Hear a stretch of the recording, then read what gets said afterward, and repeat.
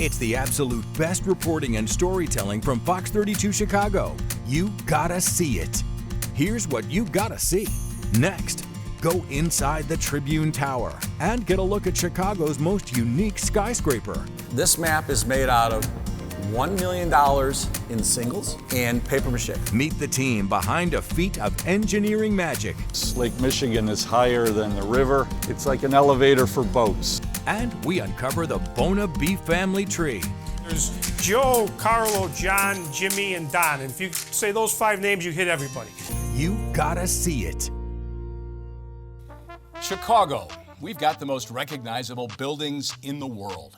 Our skyline is an eclectic mix of classic architecture and mind-bending modern design. And no one building in Chicago right now personifies this mix of old and new, quite like the Tribune Tower. Located here on Michigan Avenue, Tribune Tower has secrets around every corner and a story, it seems, on every floor. And now, a new owner is transforming Chicago history into luxury downtown living. And I'm going to take you inside the tower for a look few people get to see. It was the world's greatest office building at one point. When we bought it, it wasn't the world's greatest office building.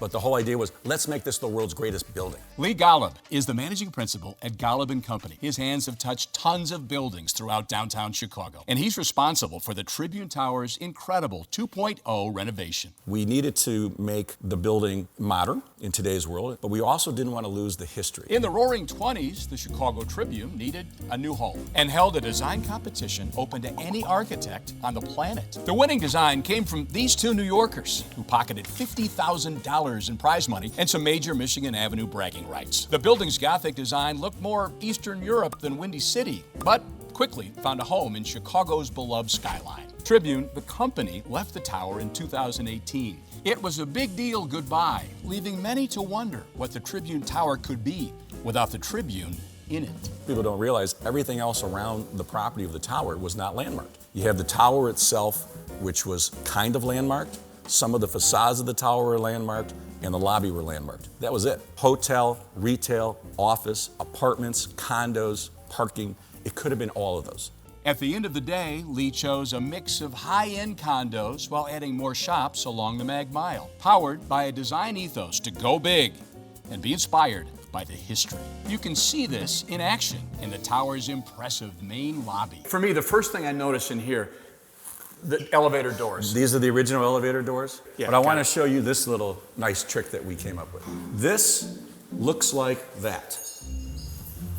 It sure does. Come on. This behind the curtain. This is the fireman's car that the coal flue used to be. And so this is basically was refabricated by a gentleman in Southern Illinois. To match the original. Match the original. So to make the door for landmark purposes, because this is part of the landmark in the lobby, we had to make that look like one of the elevator doors. Wow. It's astounding. Even more astounding, the $1 million just hanging on the lobby wall. This map is made out of $1 million in singles of currency that was taken out of commission and paper mache.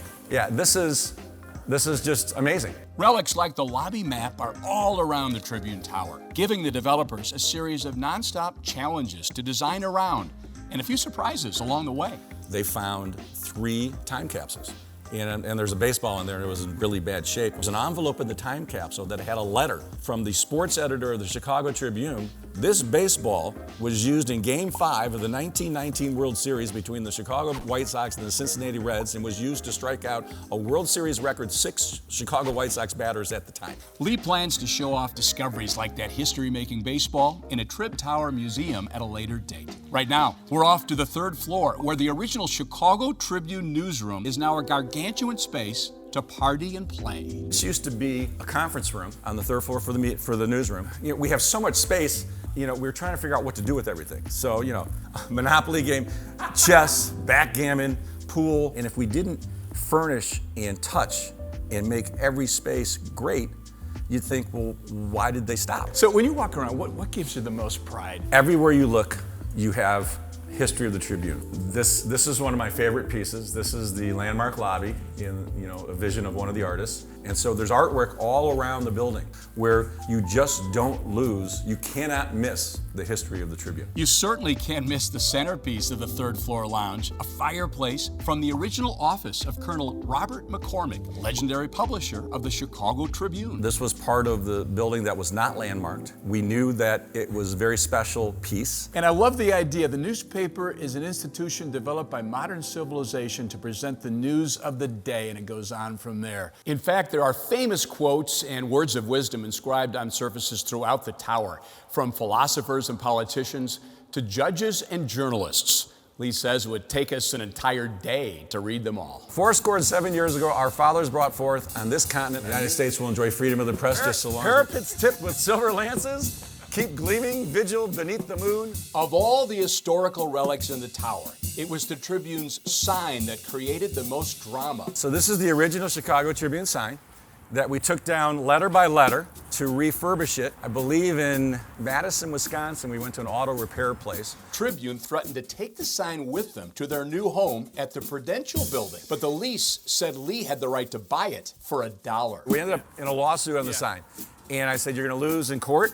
You're gonna lose in the court of a public opinion. In the end, the company let Lee keep the sign, provided they advertised condo listings in the paper. So what's next? Crown? We got to go up there to the Crown. We're going to the Crown. Let's do it. A quick trip to the top of the tower brings you to what is probably the Trib's most show-stopping experience. This is the stunning architecture that will never get built again. Is there a better venue in the city of Chicago to have an event of any kind? No. In the summertime, you're sitting here drinking your wine, having champagne, smoking a cigar. It's the best event space in the city. A crowning achievement in a building that's a perfect representation of Chicago in just about every way. Well, almost perfect. There's one mistake that was made that I always ask people if they can find it. You can find the one mistake they had to come back and fix. You've done this tour before, I know. You're the official Once or tour twice. guide. Once or twice. It must give you great pleasure to show it off. Every time. It's preserving the city. It's the no-expense-spared renovation and attention to detail that makes the new Tribune Tower the place to be. So, what would it feel like if Tribune Tower was your home address? We have Karen Randich Stone, sales consultant for the towers, and we're about to see a fantastic unit. What are we looking at? We're going to be looking at Residence 902. It is our model. Let's check it out. Okay, let's go. Yeah, wow. Pretty Look great, at this. right? Look at that view too, right out the Isn't window. this amazing? This unit is 3,251 square feet, 3-bed, 3.5 bath. All bedrooms here are en suites. For a 1920s building, what strikes you is how much light comes in, right? To be able to look at out your this. window Look at this. and see this, and the kitchen is spectacular. Isn't it beautiful? Natural stone quartzite. Galley workstation's one of my favorite pieces here because it's a big sink and you have these accessories that come with every unit here. So Karen, where are we going now? We're going to the primary suite. 4 closets in this, 2 walk-ins and 2 reach-in. Right. 10-foot ceilings. Right. And this is a unique residence. So you have the opportunity to buy this unit completely furnished. So we've seen the unit. What is this going to cost me? So this unit, completely designed, is $4.7 million. So you can buy anything you see here is available. Actually, everything when you buy this unit, you get everything. We hand you the key. You get everything. Karen, thank you so much for your time. Thank you. It's really something. It's a pleasure. It's an honor to be part of the project. Chicago may be expanding and the skyline evolving, but you'll never be able to build a building like Tribune Tower again. Now, if you'll excuse me, I have some business to attend to in the newsroom.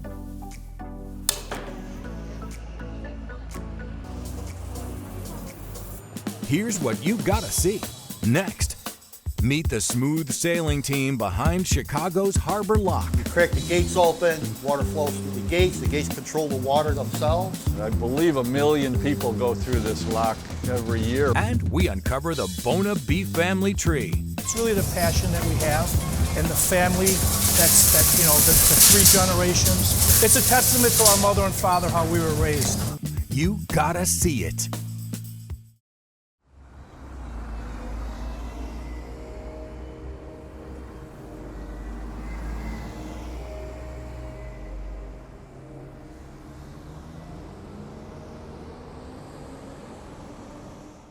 It's the absolute best reporting and storytelling from Fox 32 Chicago. You gotta see it.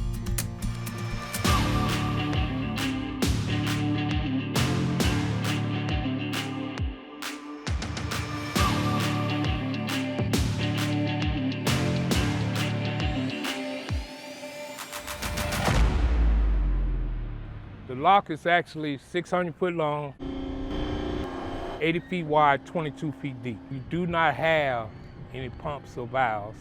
It is all gravity fed.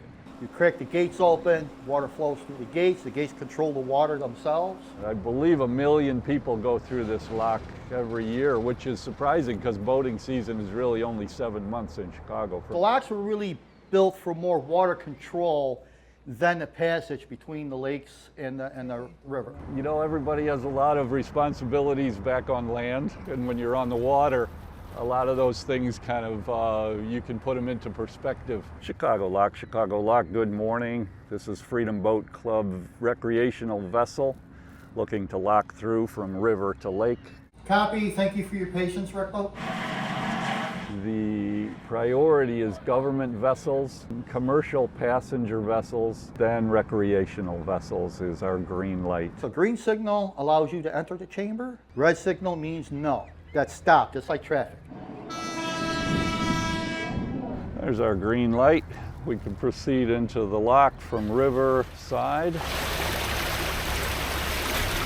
They enter the chamber, we got a PA system, give them instructions, secure up, make sure they get the life jackets on. Our biggest thing is, you coming through this lock, everybody must have on a life jacket. Attention boaters, life jackets are required for the entire lockage for your safety. Please secure your boats and remain secured until you get your horn sound to exit. It's like an elevator for boats. Lake Michigan is higher than the river, and so we'll pull in on the low side, the river side. They'll open the gates from the lake side, and then the boat will rise up anywhere between 3 to 5 feet, and we'll be able to proceed into the lake. You never tie up in the lock, you just come along the wall and hang on to a line, keeping your boat against the wall, and of course you want some fenders down to protect the boat. At this point, the lock gates are closing on the river side, and so that will keep the water in from the lake side, and this will be our elevator raising our boat up to lake level. Once we close the gates, fill the chamber, equalize, and then open up the other gates, that's a 10-minute process on the average. They've got a lot of cameras out here so they can watch what's going on, and they make sure everybody has their life jacket on. This would not be a place to fall into the water without a life jacket. We try to keep them organized, keep them staged so they're on one side and the other without floating around in the chamber. Our boat's up about 3 feet from when we entered, and as soon as that horn sounds, we'll shove off from the wall, straighten our motor, and motor out. That's our signal. And then they proceed out once the chamber is clear and everything's safe to come in, and we start that process all over again. It's been a pleasure, gentlemen. All right, talk to you soon. A specific set of rules to abide by makes everything go a lot smoother when everybody follows the rules. 75% of this planet is water, and I hope to spend my remaining days on the water. It's relaxing, it's peaceful. Usually it's peaceful. Lake Michigan can kick up sometimes, but you always learn something out on this lake.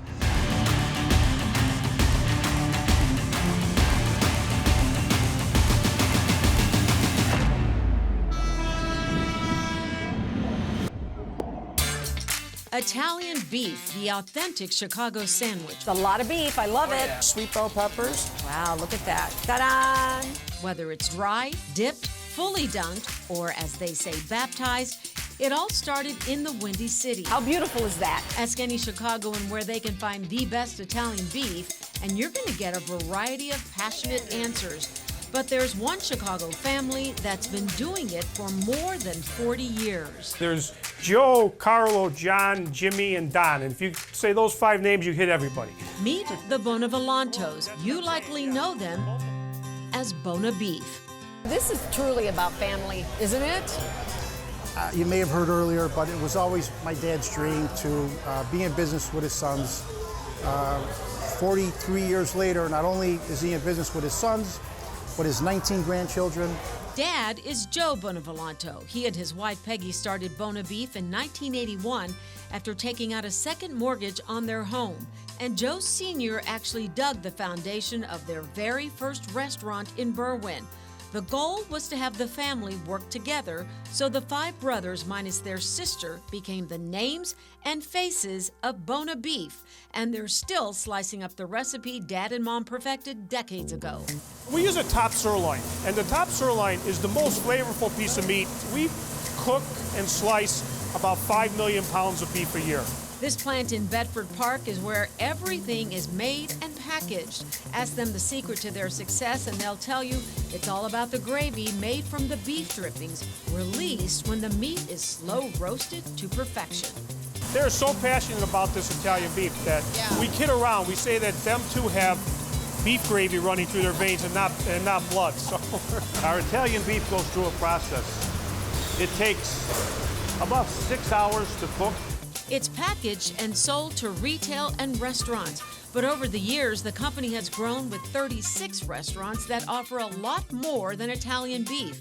And 3 generations of family members are now involved. It's really the passion that we have and the family the 3 generations. It's a testament to our mother and father, how we were raised.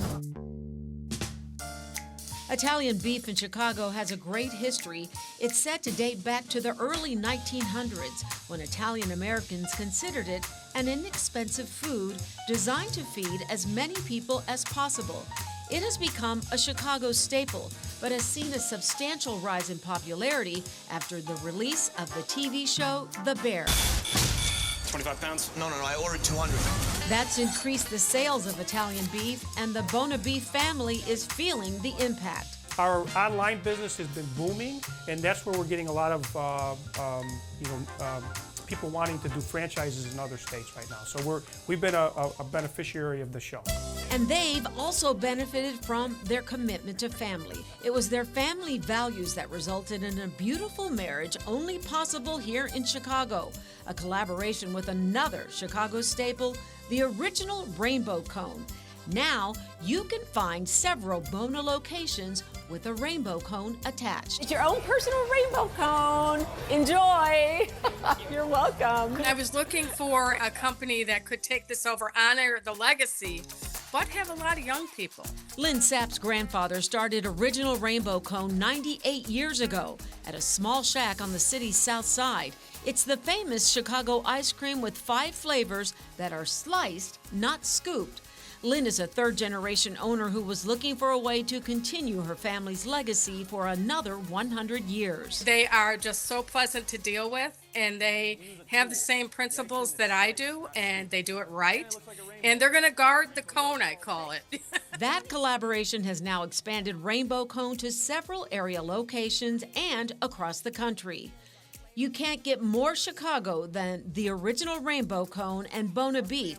So after a day of learning what makes Buona Beef's recipe for success, we could only toast in one way. Italian beef toast. Italian beef for everyone. Cheers. Here's what you gotta see. Next, a look back at legendary director Martin Scorcese's career with the director himself. You gotta see it.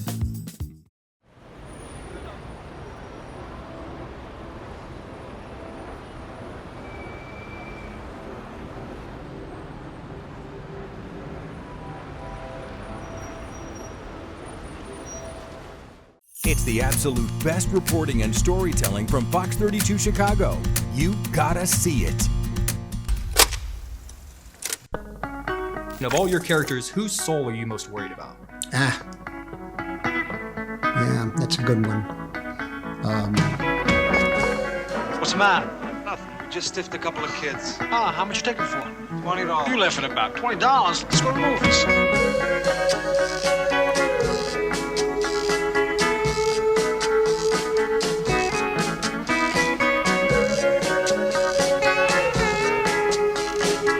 For over half a century, darkened theaters around the world have been illuminated with the brutal violence, the unbroken loyalties, the moral questions of one of the greatest cinematic storytellers of all time. As far back as I can remember, I always wanted to be a gangster. A man whose name alone is synonymous with brilliant filmmaking, Scorsese.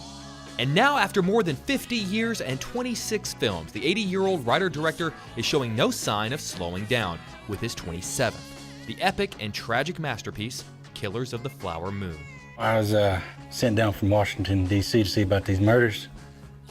See what about them? See who's doing it. I sat down with Mr. Scorsese to look back over his incredible silver screen legacy, and we started by going back to the beginning. You don't make up for your sins in the church. You do it in the streets. 50 years ago, 1973, you made Mean Streets, and you spoke the very first words of that film about sin. Flash forward to today, you speak the final words of Killers. I didn't think of that. About sin. Yeah. So when you looked through the eyes of Travis Bickle and Jake LaMotta and Henry Hill and countless other characters, what have you most learned about sin? Well, it's a good question. I mean, what have I learned about sin is that, this is the negative part of human nature. I think in order to develop as a species, we got to go the other way. People laugh when I say, it can maybe take 10,000 years if we don't destroy ourselves. I'm funny how? I mean, funny like I'm a clown, I amuse you? It might. It might if we emphasize the love and compassion as opposed to the violence and the anger. You talking to me? Well, who the hell else are you talking to? Talking to me? Well, I'm the only one here. Anger is very hard. Love comes a little more easily. But I really do find that, that the sin is the dark side of humanity. You call it sin. I'm just calling it, at this point, where we just fall into the abyss.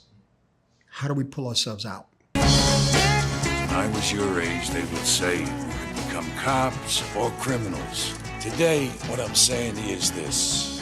When you're facing a loaded gun, what's the difference? For Scorsese, who has spent a career following sinful people, it's the characters who break away from the darkness and find the light that most capture his cinematic curiosity. Only way to do that is to force ourselves to really practice compassion, to really understand understanding of the word love and the action of love. Can I do it? My whole life I'm 80. I don't know. I don't know how people can do it. I'm fascinated by the people who have tried to live that way. Nobody ever tells you that they're going to kill you. Doesn't happen that way. And often love and compassion is different from justice. That's tricky, So all of these elements are combined. It's all there in those movies. And that's why those characters, I go for them. Frank, it's gonna happen. Either way, he's going. But in the end, most of Scorsese's characters don't find the light, or even live long enough to see the credits roll. And for a man who spent a career, a lifetime, studying that gray area between good and evil, it begs one very big question. Of all your characters, whose soul are you most worried about? Yeah, that's a good one. I do think Ernest. I do love that money, sir. And the priest in Silence. I saw them die. They did not die for nothing. They're dying for you. I find it the priest in Silence, Rodriguez, the man who has to deny everything, supposedly, that he has been taught and learned and believes in order to find a real truth. I don't know. I can't verbalize it. I wish I can go there. Ernest has a little of that. But Ernest denies. He denies. He's deluded. He denies to the very end. It's so simple. The front is the front, the back is the back. He has to make it look like he done it himself. It just looks like murder.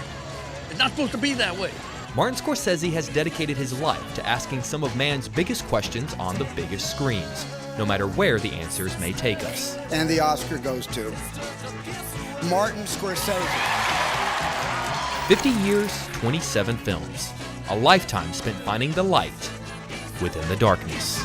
Mr. Scorsese, I just want to end by saying, sir, on behalf of movie fans and myself, I was raised understanding what great film was and what made great movies by being shown. So on behalf of everyone, I just want to say thank you for a lifetime of incredible work. It's more than an honor to see it and more than an honor to be able to sit in front of you. So I appreciate your time. Thank you so much. Thank you, sir. Appreciate your time. Okay. Thank you very much. Thank you.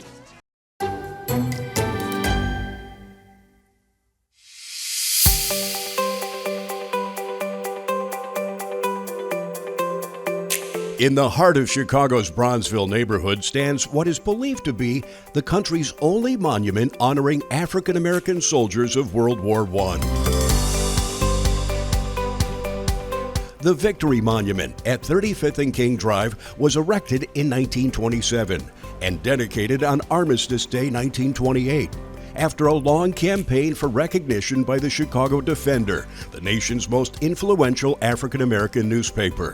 Made of bronze and granite and topped with the statue of an African American doughboy, the monument is dedicated to the 8th Regiment of the Illinois National Guard, an all-black unit that fought in multiple campaigns in France during the Great War.